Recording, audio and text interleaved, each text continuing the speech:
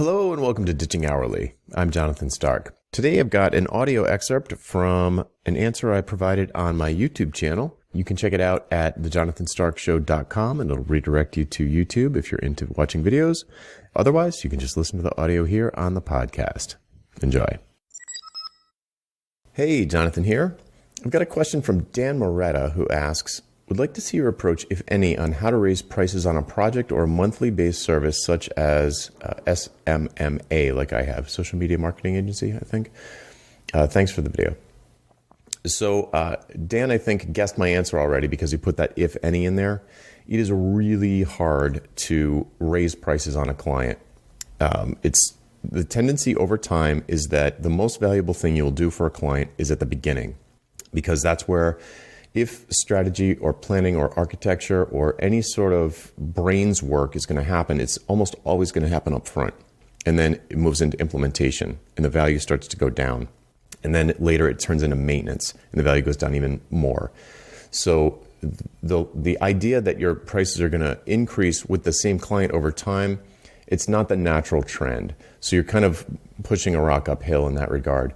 My advice is to just, it's easier to just get new clients at a higher price.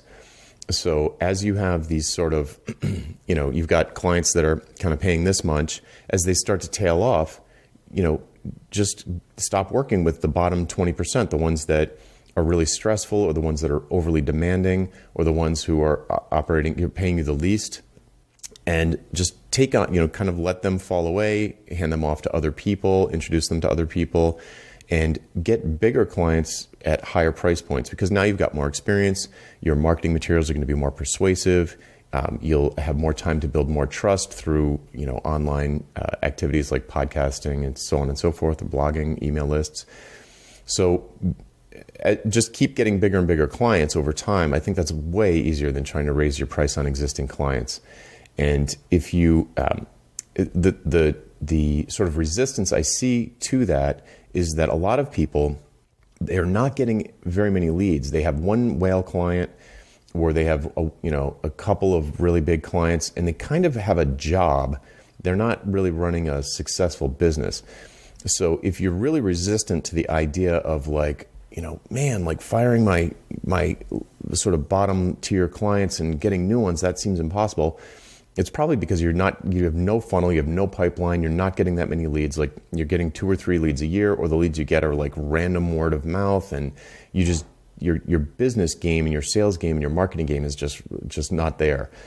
So it sounds probably harder to get newer, bigger, better clients than it does to raise the price on existing clients, because you've kind of got this bird in hand and you just want to make the bird better. But that's really, I don't think it's not as easy as it sounds, or it's not as easy as you think it is. It's really hard to raise prices on existing clients, because it's just set in their mind. You cost this much.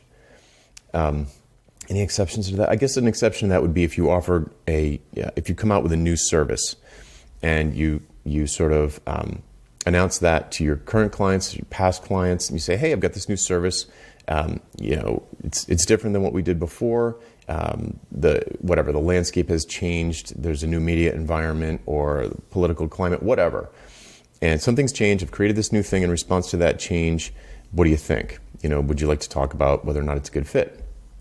And what you can do there is, even if your price for the new thing is the same as, is in the same ballpark as what maybe you did in the past, maybe the cost to you to deliver that new service is way, way lower. Maybe you've productized it, and it's a price point that they're comfortable paying you because it's kind of what they paid you in the past, but for a different thing.